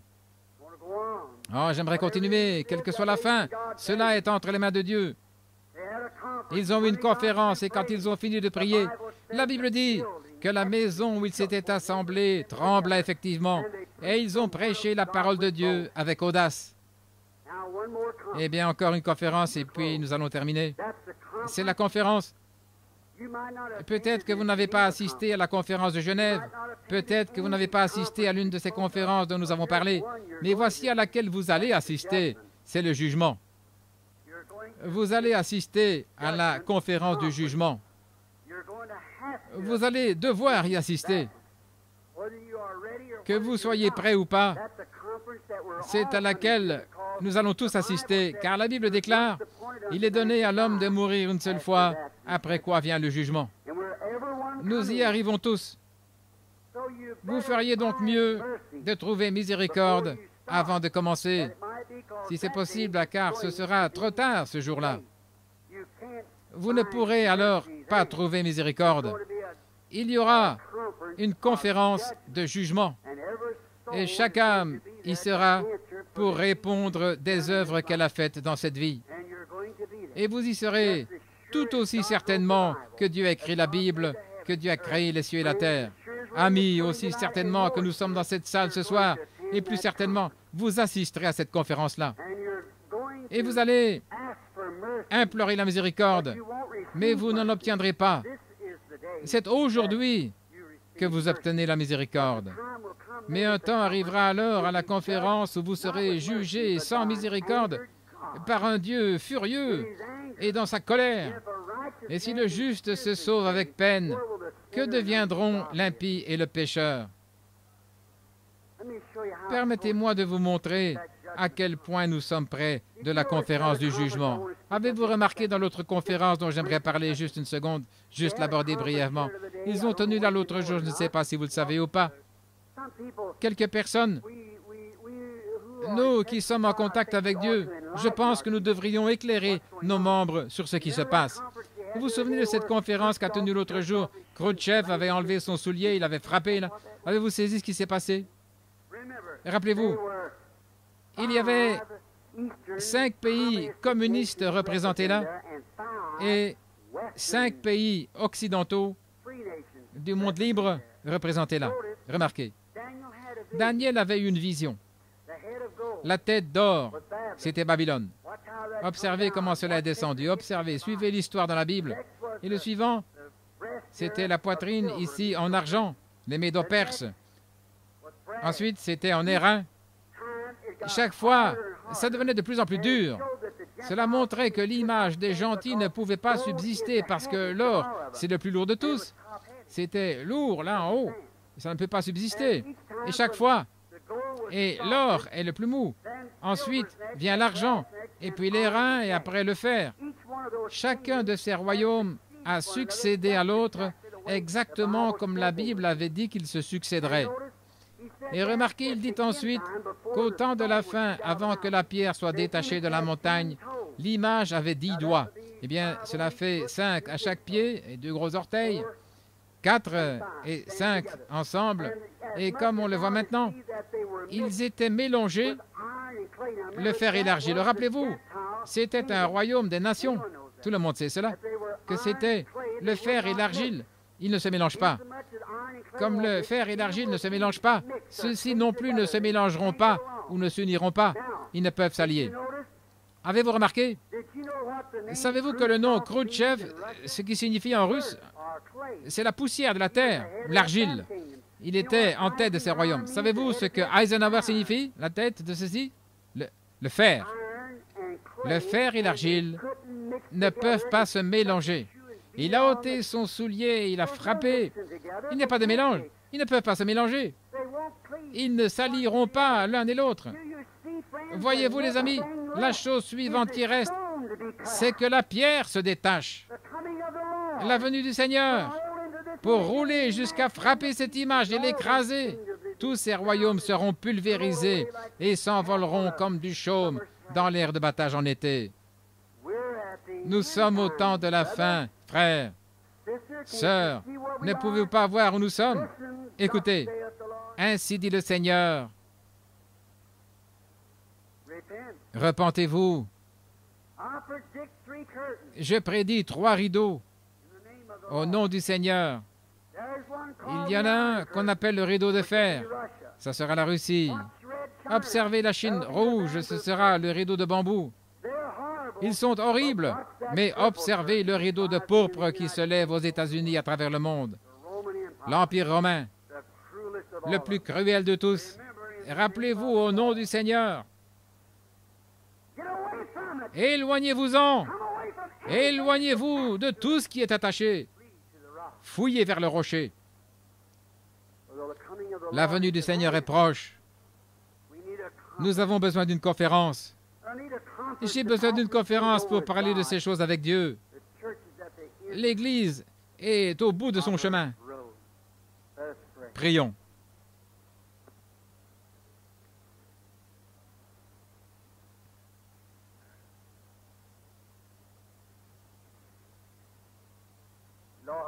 Seigneur, ô Dieu, nous savons que la venue est proche. Shreveport occupe une place de choix dans mon cœur, Seigneur. Je te remercie vraiment pour cette petite porte encore ouverte. Pour une nation, c'est toujours un privilège que nous ayons cette porte ouverte et qu'il n'y ait pas de soldats qui viennent nous arrêter, nous faire sortir d'ici, nous écraser dans la rue. Mais ça ne traînera pas, Père. Nous voyons toutes ces choses arriver. Oh, accorde-nous de nous préparer maintenant, Père. Accorde-nous d'avoir de l'huile pendant qu'il y en a à vendre. Pas à vendre, mais juste à recevoir. Je te prie de bénir ton peuple ce soir. Bénis ce petit message décousu. Et donne gloire à ton peuple. Je le demande au nom de Jésus. Amen. Voyons, je ne sais pas ce qu'il en est des cartes de prière. Où est Billy Paul?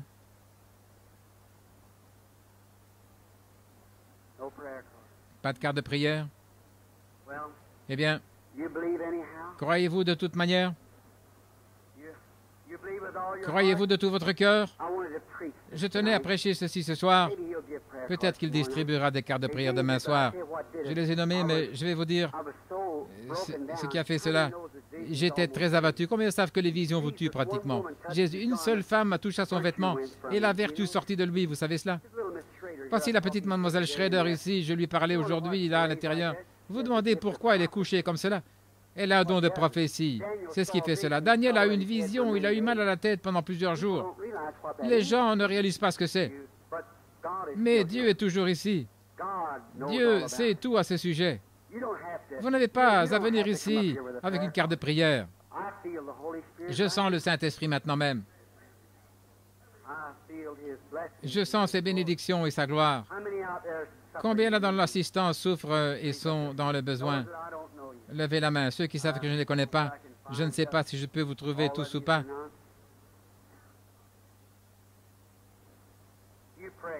Priez. Écoutez.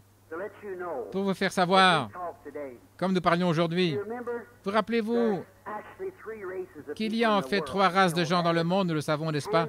Ce sont les descendants de Cam, Sem et Japheth. C'est tout à fait vrai.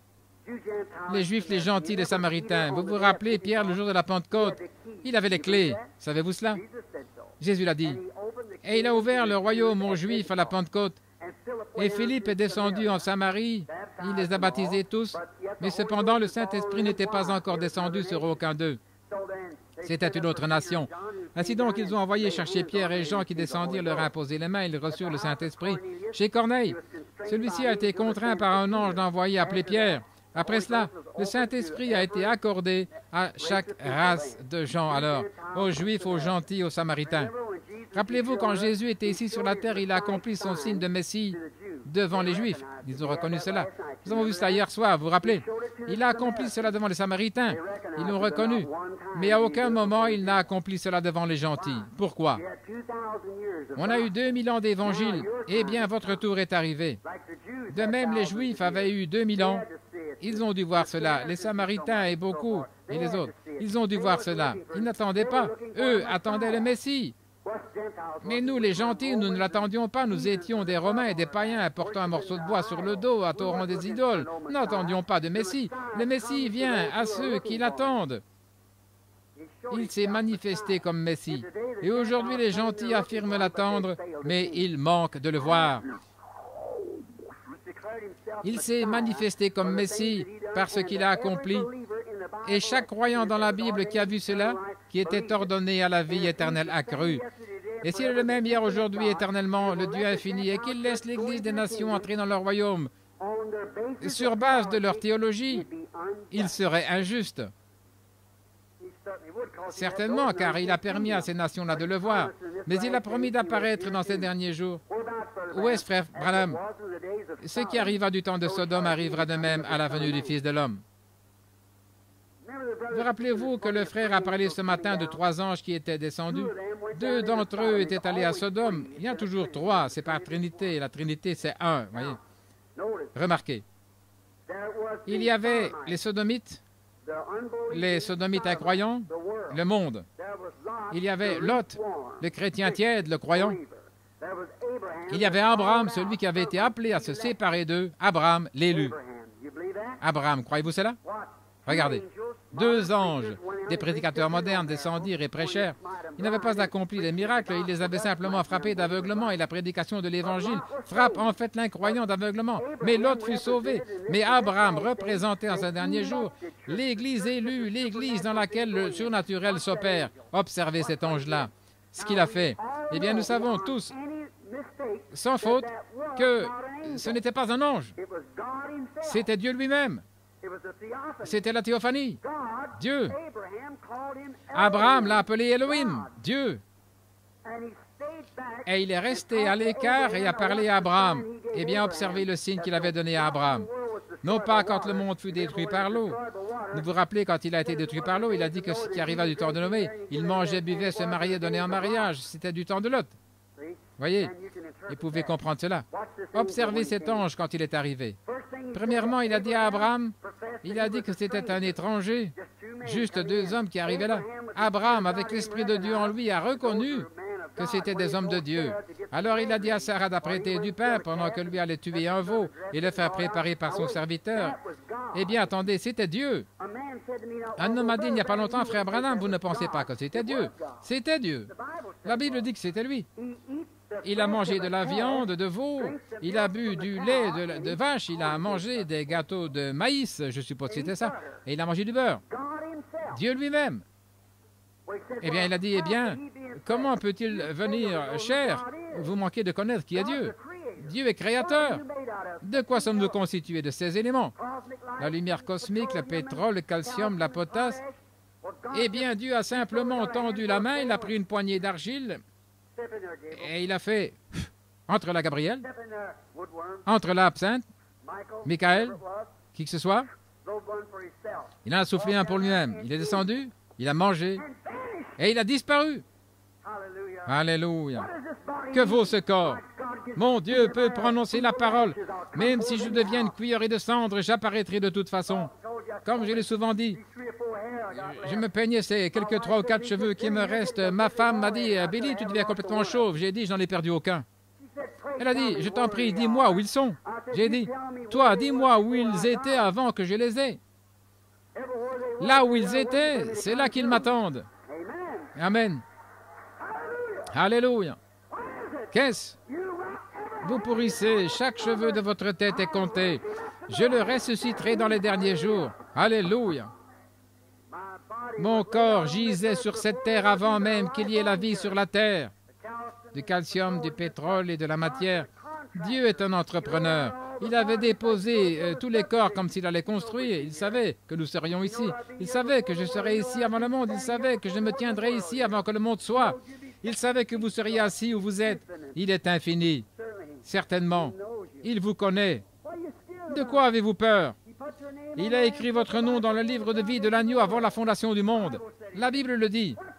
De quoi vous inquiétez-vous? Vous avez le Saint-Esprit, vous êtes scellés dans le royaume de Dieu. Jusque quand?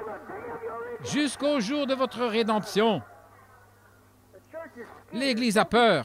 Ne craignez pas. N'ayez pas peur. Croyez seulement. C'est ce que Dieu veut, assurément. Les grandes puissances de Dieu, ce grand Jéhovah, se tenaient là dans cette théophanie, mangeant de la viande, buvant du lait, du pain de maïs avec du beurre. Et puis il a dit, Abraham, où est ta femme Sarah? Observez le même qui a dit, tu es Simon, le fils de Jonas. Voyez-vous? Il représente ce qu'il est, le même Dieu. Il était alors manifesté dans une chair née d'une vierge. Maintenant, il habite dans une chair né de la terre, mais sanctifié par son sang. Dieu au-dessus de vous, Dieu au-dessus de nous, la colonne de feu, Dieu avec nous, dans son Fils, Dieu en nous, le Saint-Esprit, assurément, les offices de Dieu, le même Dieu tout le temps, différents offices, assurément, c'est Dieu. Dieu, le Saint-Esprit, il est Dieu. Il est avec nous ce soir. Remarquez, il a dit qu'il serait dans les derniers jours, avant que le monde soit brûlé, quand cette Église pentecôtiste apparaîtra dans la puissance. Jésus a dit, ce qui arriva du temps de Sodome arrivera de même. Observez Dieu manifesté dans la chair avec Sodome. Abraham, où est ta femme Sarah? Il savait qu'il était marié, il savait qu'il avait une femme, il connaissait son nom, Sarah. Et il a dit, elle est dans la tente derrière toi. Rappelez-vous, la Bible dit, derrière lui. Le rideau est derrière. Elle était dans la tente. Il a dit, Abraham, encore un autre pronom personnel. Je te visiterai. Qui était cet homme? Je te visiterai selon ma promesse et au temps de la vie. Sarah, son cycle de 28 jours reprendra, elle va redevenir une jeune femme et je te visiterai. Et Sarah, à l'intérieur, en elle-même, sans bruit, et avec son dos tourné à la tente, il a dit, pourquoi a-t-elle ri? Quel genre de télépathie est-ce? Quel genre de lecture de pensée est-ce? Qu'était-ce? C'était Dieu dans la chair. Et Jésus était Dieu dans la chair. Et le Saint-Esprit ce soir est Dieu dans la chair, se manifestant à l'Église, accomplissant sa promesse. Gloire! Ô Église de Dieu, élevez-vous sur les ailes d'un aigle et envolez-vous loin de cette histoire. Comment allez-vous creuser assez profondément pour être au-dessus de cela? Allez-vous cacher en dessous de ça? Comment allez-vous vous cacher?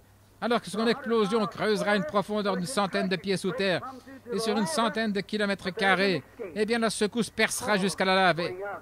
Mais il y aura une issue. Montez, montez, montez, montez, c'est tout. Je le ressusciterai au dernier jour. Vous les malades, croyez-vous qu'il est ici? Puisse-t-il se représenter? Je ne sais pas. Priez. Que chacun de vous prie. Maintenant, Seigneur, je ne sais pas, ces gens, je ne les connais pas. Mais afin qu'ils sachent que le même Dieu qui a habité dans la chair humaine, là, devant Abraham, et quand il est venu dans un corps né d'une vierge, avec le sang pour ôter le péché du monde, le sacrifice de Jéhovah qui demeurait en lui. Quand il a dit, ce n'est pas moi qui fais ces œuvres, c'est mon Père. Il demeure en moi, mon Père et moi, nous sommes un. Moi et mon Père, nous sommes un, mon Père demeure en moi.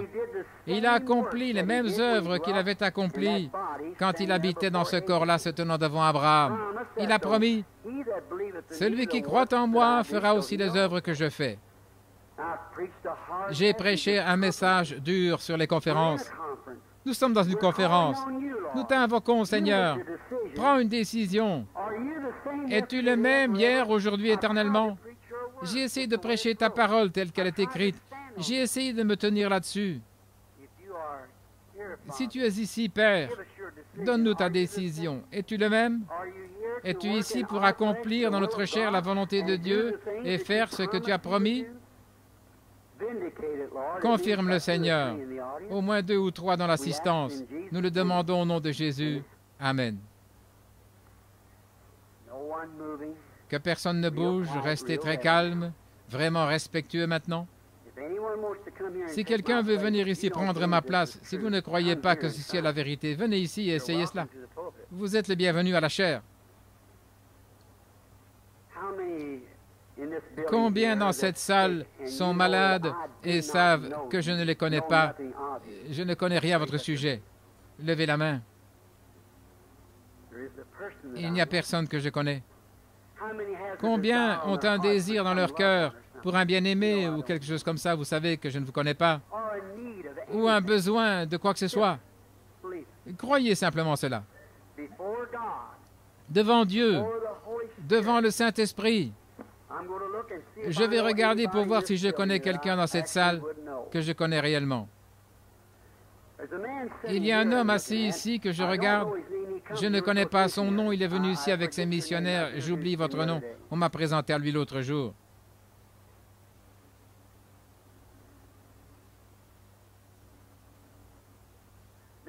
Cet homme ici me fait signe de la main de temps à autre, mais je ne le connais pas. Je ne sais pas qui il est. Je suis juste en train de regarder pour être sûr. Je connais Sœur Schrader, assise ici. Évidemment, Jackie, la fille de Frère Moore. Et il y a ma belle-fille, Lois. N'est-ce pas là la femme qui vient à Hot Springs, dont j'ai parlé ce matin, Sœur Humbert? Que dites-vous? Humbert. Je la connais. En dehors de ceux-ci, je ne connais personne là dans l'assistance. Je prendrai ceux qui seront à l'estrade peut-être demain soir. D'accord? Voyons. La Bible déclare, mettez-moi à l'épreuve de l'Éternel, est-ce vrai? Eh bien, soyez sincères et priez. Permettez-moi de tourner le dos pour voir si Dieu tient sa parole. Si le Dieu qui habitait dans cette chair-là, là-bas, de cet homme, cette théophanie, ou qui que ce soit, le Dieu qui habitait en Jésus-Christ, tout le monde pensait qu'il avait un double langage, mais parfois c'était lui qui parlait, parfois c'était l'Esprit qui parlait. Maintenant, rappelez-vous, Jésus était Dieu. Nous ne sommes pas Dieu. Il avait l'Esprit sans mesure. La plénitude de la divinité habitait corporellement en lui. Mais nous avons l'Esprit avec mesure. Eh bien maintenant, si je prenais une cuillerée d'eau de l'océan, ce serait une comparaison. Vous ne manquerez jamais cela. Eh bien, c'est le Saint-Esprit qui est sur moi et sur vous. Mais rappelez-vous, et Jésus avait tout l'océan en lui. Tout cela. Mais si je prenais une cuillerée d'eau de l'océan, les mêmes composants chimiques qui sont dans tout l'océan se retrouveront dans cette cuillerée. Chaque composant chimique qui est dans l'océan est là. C'est dans l'eau. C'est le même esprit, mais pas la même quantité. Mais cela agira de la même façon, car il l'a promis. Je vous demande seulement de dire ceci. Seigneur, assurez-vous de mentionner les Écritures. Il est écrit dans les Écritures que tu es maintenant notre souverain sacrificateur, qui peut être touché par le sentiment de notre infirmité. J'ai un besoin, Seigneur. Confirme-moi ta parole. Laisse-moi être en mesure de toucher ton vêtement. Je souhaiterais, eh bien je ne dis pas qu'il le fera, rappelez-vous. Je ne dis pas qu'il le fera. Je le prends simplement à sa parole. Maintenant, si vous disiez, Frère Branham, guéris-moi, je souhaiterais pouvoir le faire. Même si Jésus se tenait ici, il ne pourrait pas le faire. Il l'a déjà fait. Il cherche seulement à vous amener à le croire. S'il le fait là pour vous dans l'assistance, vous qui êtes assis là dans l'assistance, cela ôtera-t-il tous les doutes et croirez-vous de tout votre cœur? Partout dans la salle, voulez-vous lever la main vers Dieu et dire, cela me fera bien croire la chose? Très bien. Prions.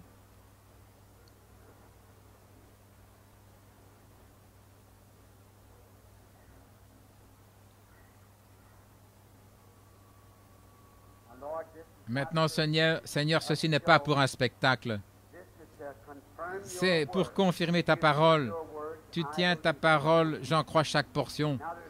Maintenant, il y a des hommes et des femmes là dans l'assistance qui sont bien dans le besoin, comme les gens l'étaient à l'époque où tu étais sur la terre, comme la femme qui touche à ton vêtement, tu es dans la gloire ce soir, assis à la droite de la majesté divine, et tu es le souverain sacrificateur qui peut être touché par le sentiment de nos infirmités.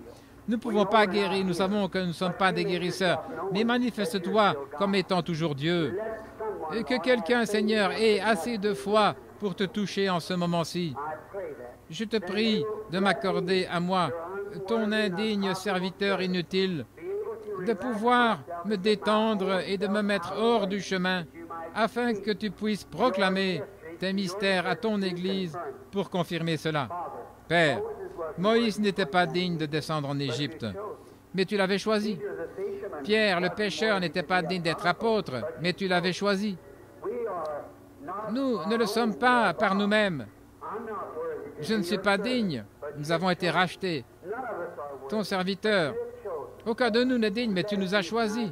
Qu'il arrive ce soir, Seigneur, que la partie difficile de ta parole soit accomplie, que les gens sachent que tu es Dieu et que je leur dis la vérité.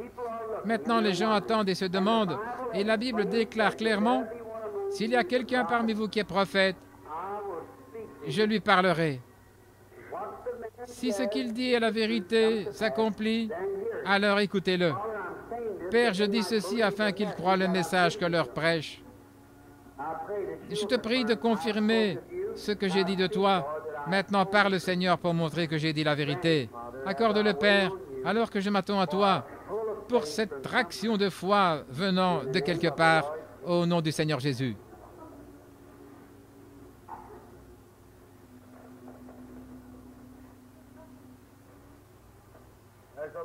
Il y a une dame, et je la vois devant moi.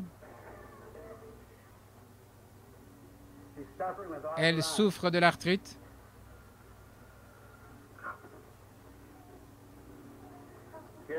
Elle est assise ici même, avec la main levée comme ceci. C'est vrai. Vous priez que Dieu me fasse retourner. Eh bien, il l'a fait. Votre arthrite est finie. Je ne connais pas cette dame, je ne l'ai jamais vue. Sommes-nous inconnus l'un à l'autre, madame? Je ne vous connais pas, vous ne me connaissez pas. Afin que vous croyiez que je suis son prophète, je veux dire, son serviteur. Ce mot achoppe beaucoup de personnes. Regardez-moi et croyez. Qu'en est-il de ce jeune homme? Croyez-vous que Dieu peut me dire ce qui ne va pas chez ce jeune homme? Si je pouvais le guérir, je le ferais. Je ne le peux pas. Jésus ne le peut pas. Mais Dieu est dans notre chair maintenant. Ce jeune homme souffre de rhumatisme articulaire aigu, si c'est vrai, levez la main. Il en souffrait parce qu'il n'en souffre plus maintenant. Si tu peux croire.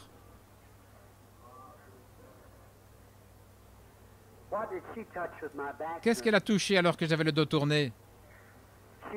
Elle a touché le souverain sacrificateur. Croyez-vous maintenant? Que quelqu'un prie. Croyez. Ayez foi.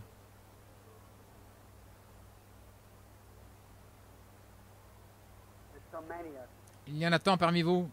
Il y en a tant.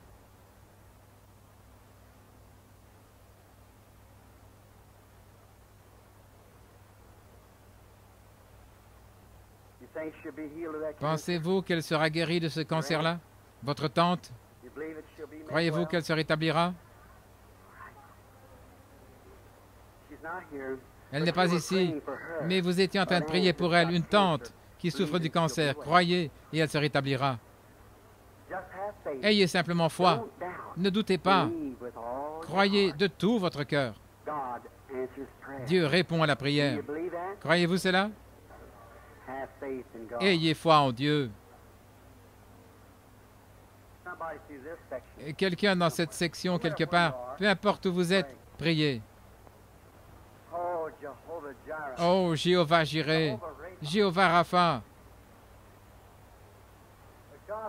le Dieu des visions, le Dieu de la puissance, le Dieu que nous connaissons en Jésus-Christ.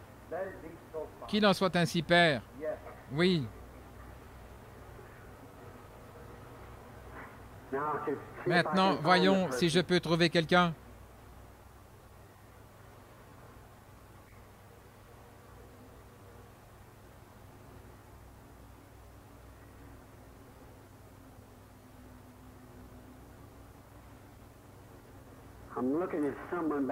Je vois quelqu'un là derrière qui semble être prêt. Ted Dudley? Est-ce Ted qui est assis là? Je pensais que c'était lui. Ted est juste ici. C'est juste derrière vous. Une dame là derrière. Oui, voyez-vous, ce n'est pas elle qui est malade. Elle prie pour son fils. C'est vrai. C'est une dame avancée en âge. Il habite dans le Mississippi.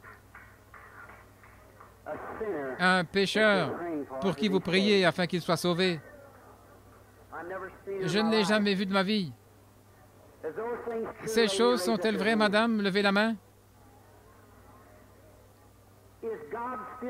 Dieu opère-t-il toujours dans la chair humaine? Qu'en est-il de vous tous derrière? Dans cette partie-là, croyez-vous? Là derrière, priez de tout votre cœur.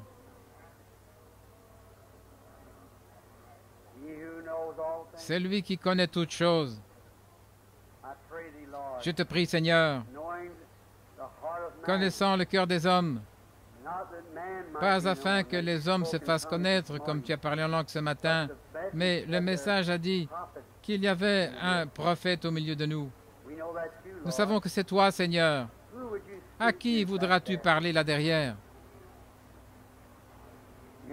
Oui, un jeune homme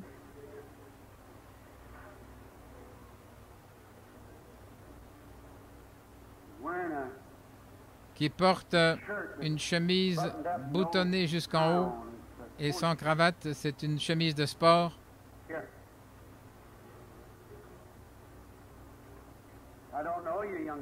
Je ne vous connais pas, jeune homme. Je ne vous ai jamais vu de ma vie. Croyez-vous que je suis son prophète? Vous venez d'un endroit loin d'ici. Vous venez d'une école. Ayez foi.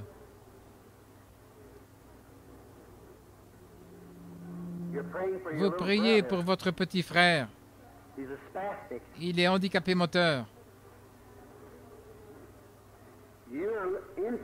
Vous êtes au Texas en ce moment-ci, mais votre petit frère est dans une contrée éloignée où il y a des montagnes, c'est en Idaho.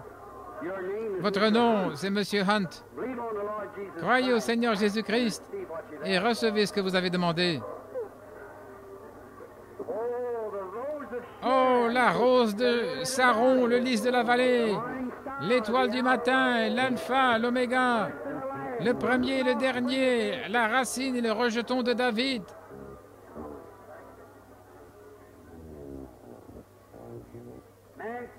L'homme assis là souffre d'une double hernie. Une hernie, il a été opéré 2 fois à cause de cela. Monsieur Finland, du Mississippi, je ne vous connais pas, mais c'est la vérité. Croyez-vous? Ayez foi. Mademoiselle Farmer, je ne vous ai jamais vu de ma vie. Croyez-vous que Dieu guérit votre mal de gorge? Vous pouvez aussi aller au Mississippi, bien portante. Mademoiselle Boyd, à côté d'elle, vous êtes de Shreveport, je ne vous connais pas. Mais vous souffrez de boursite, de névrite. Soyez guéris. Je vous demande de croire au Seigneur. Je ne suis pas Louis, mais il est ici.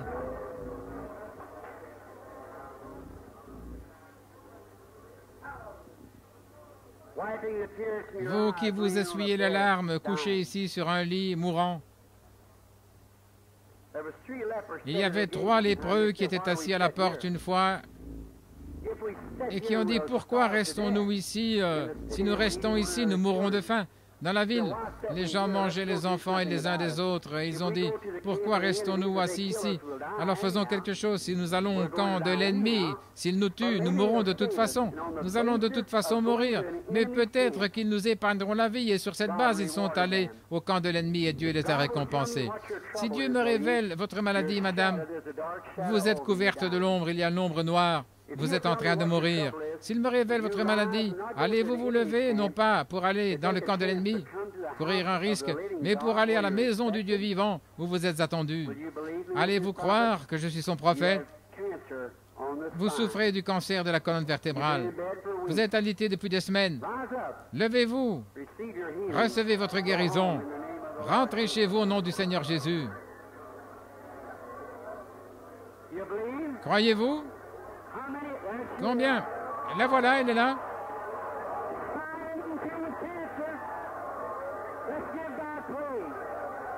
Rendons gloire à Dieu.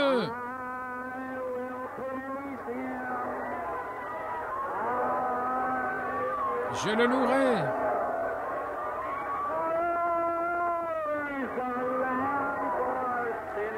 Louez l'agneau, immolé pour les pécheurs.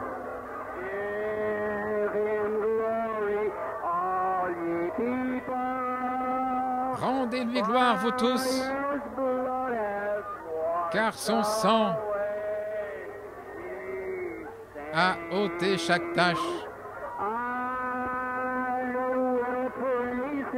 Je le louerai. Je le louerai.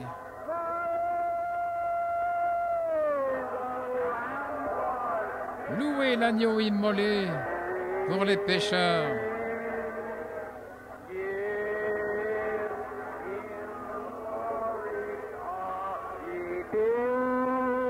Rendez-lui gloire, vous tous, car son sang a lavé toute tache. Inclinons la tête. Je le louerai.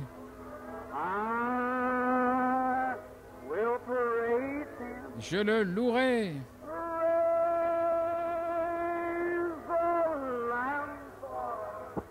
Louez l'agneau, immolé pour les pécheurs.